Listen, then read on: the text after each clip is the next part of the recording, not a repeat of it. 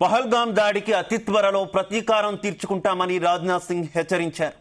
ప్రపంచం ఆశ్చర్యపోయే రీతిలో బదిలిస్తామన్నారు. ఒక్క దోషిని కూడా విడిచిపెట్టే ప్రసక్తే లేదని, భారత్ను ఎవరూ భయపెట్టలేరన్నారు. ఉగ్రవాదాన్ని ఎట్టి పరిస్థితుల్లో సహించేది లేదన్నారు రాజ్నాథ్ సింగ్.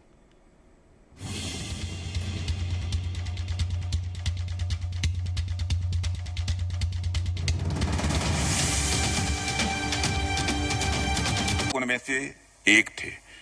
1965 में पाकिस्तान के खिलाफ युद्ध में जो उनकी भूमिका रही है उससे हम सब अच्छी तरह परिचित हैं। यह उनकी विजनरी लीडरशिप का ही उदाहरण था कि महज 1 घंटे के अंदर इंडियन एयरफोर्स की दुश्मन के खिलाफ काउंटर अटैक उन्होंने प्रारंभ कर दिया। इस महत्वपूर्ण युद्ध में उनकी इनक्रेडिबल लीडरशिप और विशिष्ट सेवा के लिए अर्जुन सिंह को भारत के दूसरे सर्वोच्च नागरिक सम्मान पद्म विभूषण से सम्मानित किया गया। बाद में 1966 में चीफ ऑफ एयर स्टाफ से प्रमोट कर उन्हें एयर चीफ मार्शल बनाया गया और अर्जुन सिंह जी भारतीय वायुसेना के इतिहास में इस प्रतिष्ठित पद पर प्रमोट होने वाले पहले अफसर बने। साथियों, वैसे तो उनके बारे में जितना कुछ कहा जाए मैं मानता हूं कि वह कम है। उनके बारे में कई आर्टिकल्स भी लिखे जा सकते हैं, कई किताबें भी लिखी जा सकती हैं, कई इंडिपेंडेंट लेक्चर्स भी किए जा सकते हैं, फिर भी कुछ बहुत सारी बातें छूट जाएंगी क्योंकि उनका जो व्यक्तित्व था और उनके काम का जो दायरा था वह इतना विस्तृत था कि उसे कुछ शब्दों में बात पाना यह लगभग असंभव है। आज भी भारतीय वायुसेना पर उनकी छाप हमें स्पष्ट रूप से देखने को मिलती है और यह बात भी एक हद तक सही है कि जब भी कोई संस्था सफलता की ओर अपने कदम बढ़ाती है तो उसमें उसके फाउंडिंग फादर्स के विजन का बहुत ही इंपॉर्टेंट रोल होता है। जो विजन, जो इथोस उन्होंने हमें दिया था वह आज इंडियन एयरफोर्स के प्रोफेशनलिज्म और परफॉर्मेंस में स्पष्ट रूप से दिखाई देता है।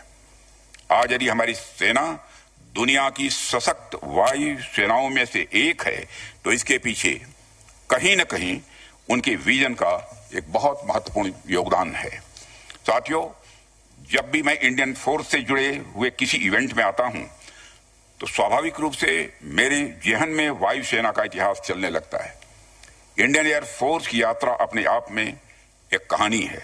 कहानी नहीं बल्कि मैं कहूंगा कि यह इपिक है, एक एस्पायरिंग इपिक, एक इंस्पिरेशनल इपिक और एक ट्रांसफॉर्मेशनल इपिक जो सिर्फ आसमान में उड़ान भरने की नहीं बल्कि राष्ट्र की सुरक्षा के सपनों को हकीकत में बदलने की यह एक गाथा है। साथियों, आप जानते हैं कि इंडिपेंडेंस के बाद किन परिस्थितियों में हमारी एयरफोर्स आगे बढ़ी है, कितने कम रिसोर्सेस के साथ हमने एक नई शुरुआत भी की है। न जाने कितनी कठिनाइयां हम सबको झेलनी पड़ी हैं, लेकिन उन तमाम समस्याओं को झेलने के बाद भी हमारी एयरफोर्स कहीं रुकी नहीं, कहीं थमी नहीं, बल्कि लगातार और सशक्त होती चली गई।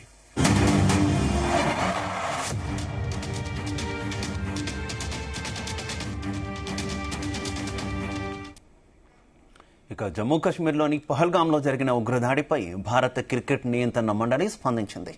ఐపీఎల్లో భాగంగా నేడు జరగనున్న మ్యాచ్లో ఆటగాళ్లు, ఎంపైర్లు నలుపు రిబ్బన్లను ధరించి పహల్గామ్ ఉగ్రవాదుల దాడిలో చనిపోయిన వారికి నివాళులర్పించనున్నారు. ఈరోజు మ్యాచ్ ప్రారంభానికి ముందు 1 నిమిషం మౌనం పాటించనున్నారు. ఈరోజు మ్యాచ్లో చీర్ లీడర్లు ఉండరు.